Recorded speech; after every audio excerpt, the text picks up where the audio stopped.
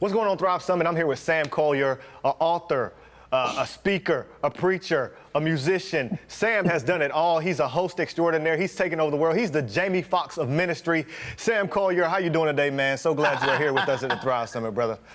Man, I'm just trying to keep up with you, man. I knew you back when. Now I can't get you on the phone. Yeah, right, man. You know, if you call, I'm answering every single time. Sam is also a friend of mine, and he has a brand new book coming out August the 4th, man. I cannot wait. The name of the book is A Greater Story. Tell us what A Greater Story is all about, Sam. Yeah, man. You know, without letting the cat out of the bag too much, comes out August 4th. I was on the Steve Harvey show about 5 years ago, and something crazy happened. We reunited with some different folks. We were adopted around 2 months and, raised in poverty, man. And God just continued all throughout our life to rewrite our story. If you ask anyone, it was said that we would be a statistic. We should have been poor. We should have been in jail. We should have been dead. But God stepped into our story and he took it to something greater. Yeah, man, your story is absolutely phenomenal. You and your twin sister adopted when y'all were small, were able to reunite with your mom on the Steve Harvey show. Was absolutely incredible. But man, what inspired you to begin telling your story, Sam? Wow, man. You know, I always say that we have moments in our lives in which we create plans, right? I've heard the saying, you've got your plans and then God has his. And I think for me, I had plans and then something crazy like the Steve Harvey show happened. And people started asking me to tell this story everywhere. And as I started to tell the story at North Point Ministries and other mega churches around the globe, man, people were crying. They were bringing me their adopted kids from Somalia, from Africa. It was like, look, if God can do that with you and you came from nothing, then what can he do with my son? Or what can he even do with my life? It's the idea that God has the ability to turn your chaos into a miracle. So that's kind of why I started to share it, man, just because it was kind of an accident. We started sharing it and people started being blessed by it. I said, wait a minute, I think God is up to something incredible. Yeah, man, one of the mantras that I've heard you repeat when you told your story is that when your story connects to God's story, it gives you a greater story. Man, and right now in our current situation, our current moment, as the church and the world at large really seems to be, on fire in some ways, what can people do and what can organizations do to make sure that they're connecting their story to the story of God during this time? Wow, man. You know, I think we're kind of in the middle of two different pandemics, right? We've got COVID-19 and we've got the liberation of Black and brown people around our world.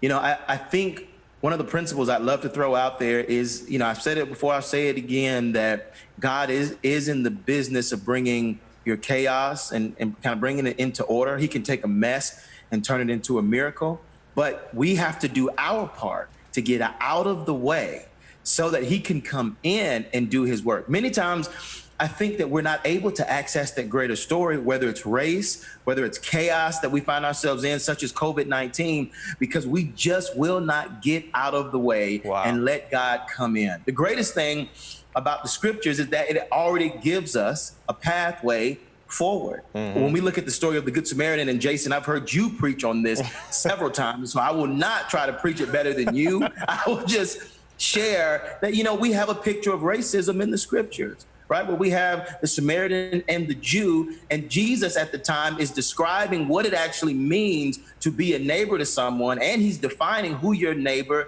is. And obviously, we see the Samaritan go across historical lines, put down his preconceived notions, and what culture would tell him to do.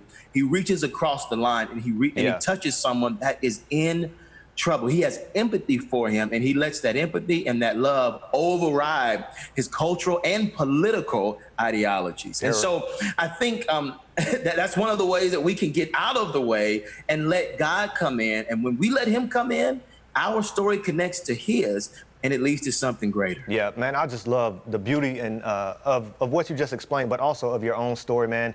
August 4th, A Greater Story comes out. What do you hope readers take away from your book? It was truly a labor of love. We spent a lot of time talking about what it means to grow up Black in America. It's interesting because when we wrote it, who knew that we'd be in a second pandemic? Right. But I grew up in Atlanta, Georgia, on Auburn Avenue, where the tombs of Dr. Martin Luther King Jr. and Coretta Scott King sit above ground. Unbelievable, right? man. In the tomb. And what you've been to, if you walk on the property of the King Center, you hear the voice of Martin Luther King Jr. ringing. And that's where I grew up, man. And so you would go down the street a little bit more, you see a mural of John Lewis, you see another statue of Hank Aaron. So I grew up in Black excellence. And I often explain it this way, that I was aware of the oppression that I was under, but I did not see it as a crutch or something that could keep me down, because I saw so many others rise above their current circumstance and accomplish great things. And so I just hope that whether you're Black or brown or anyone, that when you read it, you really take home that it doesn't matter what your circumstance is, you can rise above it, especially with God. And then we have another section in there where we just break down purpose. A large part of a greater story is tied kind of similar to the purpose-driven life. I think one of life's greatest questions, one of the Christian's greatest question is this: what is my purpose? And how do you truly discover? Well, we know the greatest purpose of all is the Great Commission, right? God has called us to go out to the four corners of the earth and disciple, so on and so forth, tell them about what Jesus has done. But he has given each and every one of us a unique way to fulfill that purpose. And so we have a formula within the book, right, that truly helps you discover what your purpose is if you're lost. So I'm hoping that people discover their purpose and understand that they are not a victim to their circumstances. Man, I love that. No matter what is happening. I absolutely love what you're doing with the book, Sam. I also know that you work with so many different organizations and have been for several years engaging in the topic of diversity. Why would you say that diversity is important to our lives and to organizations as well? Wow. Well, we know statistics have been given that diverse organizations actually get more accomplished. Wow. And they get more accomplished. And we can go back to Harvard, to Forbes.com, to entrepreneur.com. They talk about this. The research is there.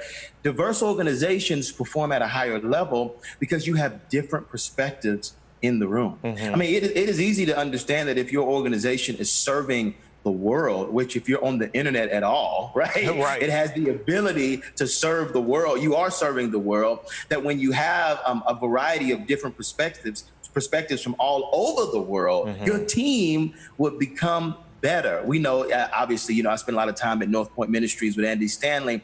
And one of the things that I've learned from them that was just incredible is that tension can sometimes be good. Conflict can actually lead to discovering what the best answer is. And when you have diverse perspectives in the room, there's bound to be conflict. But on the other side of conflict is greatness. So diverse organizations are amazing. And the leaders that learn how to lead in a diverse manner and build diverse organizations will be the ones on the front line winning at the end of the day. So that's what I think. So good, man. So you didn't just grow up in the shadow of giants like John Lewis and Martin Luther King Jr. You are the friend of Martin Luther King Jr.'s daughter, man, which is a phenomenal, I'm sure it's an honor for you. And with so many people, they quote King all the time, but you have firsthand knowledge of what it's like to be around someone who's part of the family. What would you say and what would you share with us about what do you think King would say about this moment that we're in history right now? Ooh. Wow. I think the quote that comes to mind first is that injustice anywhere is a threat to justice everywhere. Yeah. I think we've all heard Martin Luther King Jr. say that. I think if Martin Luther King Jr. was here, I think he would say that we are on the precipice of another Me Too movement. Obviously, there were things about Me Too that many people didn't agree with, and so it became political, and sometimes it got crazy. But here's what we know it did accomplish. Men all around the globe think twice, maybe even 3 times before they try to take advantage of women. And so I believe we're staring in the face of a revival, a modern day revival I think Martin Luther King Jr. would say that. I think he would say that we are in a critical moment in which we can shift this nation once and for all in the right direction. I've been doing a lot of mainstream media, and some of the things I've been saying to them is, I believe that God is lifting up the hood of America and of the world, and he's cleaning out the cobwebs. That's so he's good. going, all right, we made some progress, but let's go ahead and finish the job. Yeah. It's time for us to come together. I believe that just prophetically, I don't know, I don't want to get weird on you. No, not weird at all, man. Okay, I just believe that prophetically, God is cleaning house around the world. He is saying that, racism, your time is up. Now, we obviously know on the other side, right, of this life, there will be no more sin. Right? We know that God is coming back and there'll be a new heaven and a new earth. But I do believe that the pandemic, the epidemic of racism is coming to an end. I think systems are getting ready to be broken down. I just think the heart of God is finished. Yeah. And so I think anyone trying to hold on to the old will be in for a rude awakening. Man, God is finished with this racism issue. Man, that's one of the most hopeful things I've heard in the past 2 weeks, Sam. So I appreciate you sharing your heart on that and channeling Martin Luther King Jr. the best you can in this moment. Man, you're not just an author, but you also have a TV show, you host on the radio, you have a podcast. You talk to so many different leaders around the world. As we're coming to a close here, what is the one trait or one commonality that you've seen in great leaders? Wow. I think I would have to say that even though they may be afraid or unsure, they still move forward. Wow. I think that so many people let fear, the fear of whatever, I'm not good enough, maybe my vision's too big, maybe I won't succeed, right? I think they let fear keep them from trying. I've seen great leaders all around, whether they're Black, white, Asian, Hispanic, right? Even Christian, non-Christian. Yeah. Great leaders stand in the face of fear and continue. They don't let fear hold them back. Sometimes they run with it in the in the passenger seat. They ride with it, right? It's right. Fear's over there, right? I love what T.D. Jakes says. He says, "Fear, you can be in the car, but I won't let you drive." Come on, man. And so that's what I think, man. Great leaders are not. They do not succumb to the pressure of fear. They do it anyway. Yeah, man. Sam Collier, ladies and gentlemen, if you don't know about him, you better ask about him. Get online, find out what he has to say. He has so much to say just to encourage the world. Thrive Summit, thank you so much for tuning in to this interview. And up next, we have a talk from Nona Jones.